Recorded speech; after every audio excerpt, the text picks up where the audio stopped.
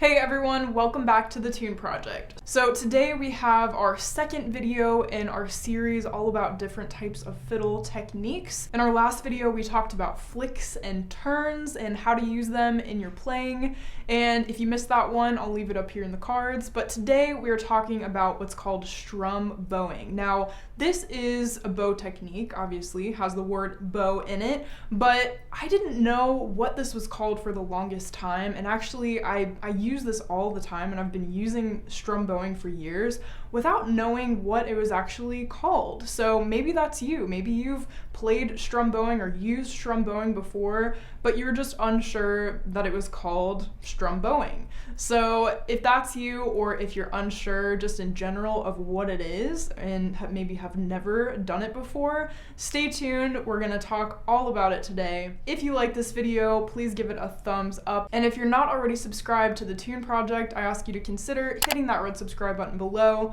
for more videos like this one, and hit the bell so that you can be notified each time I upload a video, which is 2 times a week. Now, before we get into this tutorial, I do want to mention that Tracy Silverman, who is a world-class fiddle player and does a lot of jazz and rock and electric violin, he has a book called The Strum Bowing Method. And although I do know Tracy personally, he didn't put me up to this. This is just something that I came across recently, actually, and it's a really great resource if you want to learn more about strum bowing and kind of the particulars about it. He refers to it as kind of finding a groove. So we're going to talk about the groove today and how that applies to this particular bowing technique. So normally, if you're going to play a tune or a piece, I would advise you to start on the string, but in the case of strum bowing, this method is often used when you're backing up a melody. So if you're playing in a band or in a jam session or something like that, you could also incorporate it into the melody, but that's, at least in my experience, that's the way that I've used strum bowing the most. So as I said, normally I would have you start on the string so that your bow is in contact with the string and you're set and you're ready to go. But in the case of strum bowing, we're gonna actually start from above the string, we're gonna come down onto the string, and then we're gonna rebound off again. And that's the idea. So that's kind of the technique and the logistics behind it. And now I'm gonna give you a little demonstration of how it actually works and how it sounds. So here we go.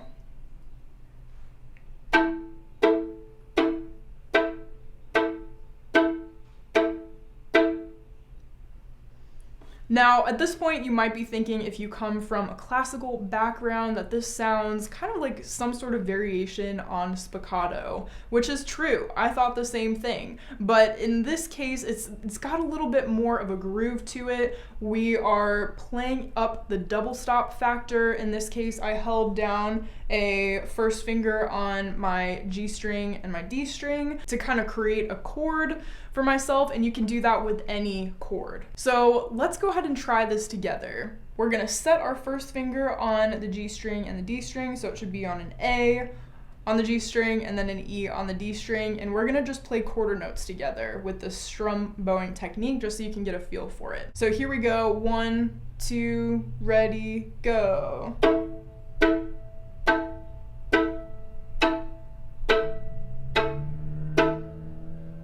Alright, so that's the idea of strum bowing. You can tell how it really relies on rhythm. So you want to make sure that you have a really strong sense of rhythm going into this, kind of really keep it as consistent as you can. If you're not confident in your sense of rhythm or timing, or you tend to kind of speed up or slow down often, then I would recommend pulling out the metronome and having it going while you're doing this, so you can really keep yourself in check, because honestly, this bowing in particular is all about rhythm, all about timing, and Tracy Silverman talks a lot about that as well in his method.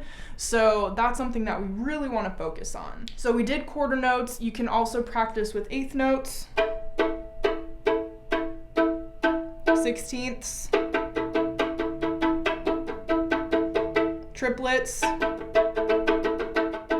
So it really all depends, and it's completely up to you what type of rhythm and what type of note values you want to use for this. But in terms of the technique, That's what strum bowing is. It's just we're coming down onto the string from above, where we're then rebounding off of the string again to create a strum effect rather than a smooth bowed effect like we often use. So I would encourage you to practice this one by recording yourself playing one of your favorite fiddle tunes and then playing it back and seeing if you can add some strum bowing to it. See if you can kind of accompany yourself using strum bowing. So I hope you enjoyed learning about strum bowing today. Stay tuned for our next video in the series next week, where we'll talk about a new fiddle technique. And as always, if there's a fiddle technique that you are curious about or have been wanting to know more about, definitely leave it down in the comments below and you just might see it in a future video.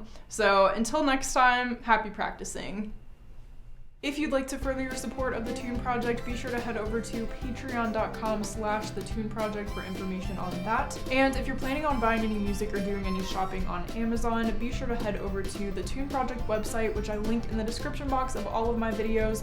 Click my Amazon banner, and whatever you purchase, a small percentage of that will go toward the Tune Project. This just keeps the Tune Project going and allows me to continue to create free content for you all.